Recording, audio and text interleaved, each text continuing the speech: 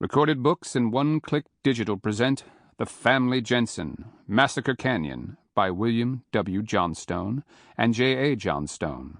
Narrated by Jack Garrett. Book 1, Chapter 1. Luke Jensen pressed his back to the wall of the corridor beside the hotel room door and raised the long-barreled Remington revolver in his right hand until it was beside his head. He waited patiently, a tall, rangy, muscular man with a rough-hewn face and a neatly trimmed mustache that matched the dark, slightly curly hair under the thumbed-back black hat. Any minute now, the springs on the bed inside that room would start to squeal, and Luke would know that it was time to kick the door open and throw down on Mordecai Kroll. It was a shame to interrupt a man's sporting fun with a particularly good-looking red-headed dove, but Luke would make an exception for Mordecai Kroll. He would take any advantage he could get over a cold-blooded, rattlesnake-mean killer like Kroll. There were bad men, and then there were men like Rudolph and Mordecai Kroll.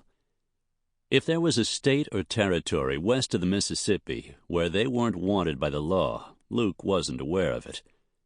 He had seen reward dodgers issued on them from Texas to Montana, from Missouri to California. Their list of crimes was as long as the list of places offering bounties on them. Murder, rape, robbery, arson, kidnapping, extortion, assault, horse theft, cattle rustling. Come up with a violent crime, and chances were the Kroll brothers had committed it at one time or another. At some point they had probably pried the gold fillings out of a dead man's teeth.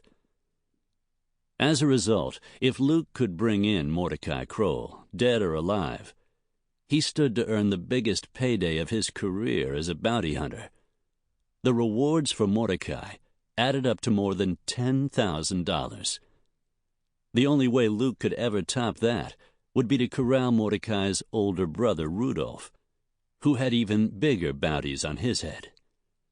Of course, if he could get both of them, Luke thought, he would collect enough to give up his dangerous profession.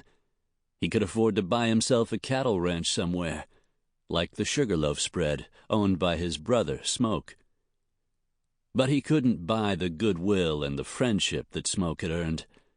Nor did Luke know of any store where he could waltz in and buy himself a smart, beautiful wife like Sally Jensen. No, he was just a bounty hunter. And while... Sample complete. Ready to continue?